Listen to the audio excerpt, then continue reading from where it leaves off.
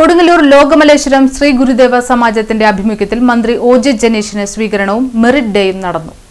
വിദ്യാഭ്യാസ രംഗത്ത് ഉന്നത വിജയം നേടിയ വിദ്യാർത്ഥികളെ അനുമോദിക്കുന്ന മെറിറ്റ് ഡേ മന്ത്രി ഒ.ജെ. ജനീഷ് ഉദ്ഘാടനം ചെയ്തു.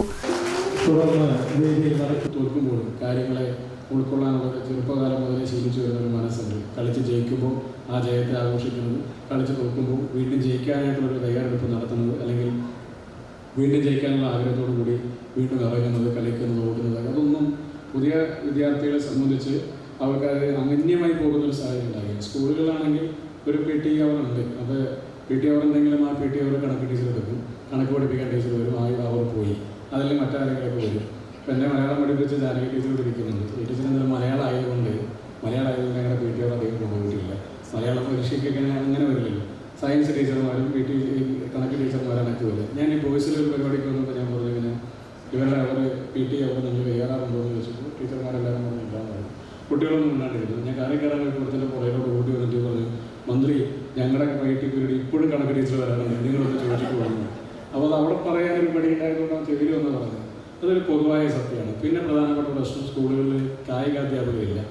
ആദ്യം ഇല്ലാതാകുന്ന തസ്തിക കായികാധ്യാപകരുടേതാണ്. ഇപ്പോൾ ഞാൻ സ്കൂളിൽ പഠിക്കുമ്പോൾ അവിടെ കായികാധ്യാപകരുണ്ട്. എന്നെ പഠിപ്പിച്ച ഷാജി മാഷ് അവിടെ ഉണ്ടായിരുന്നതാണ്.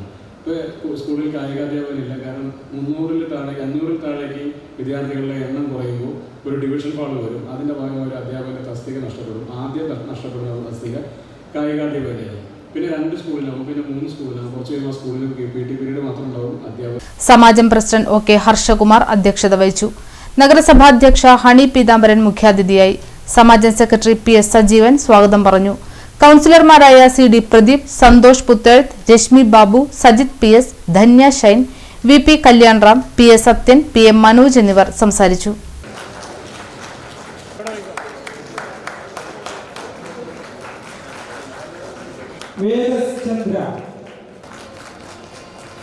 Anushree KJ, Shri Durga PJ,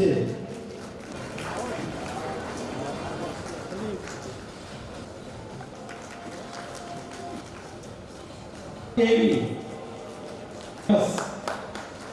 Shankar PS, എത്രയും പെട്ടെന്ന് അടുത്ത ES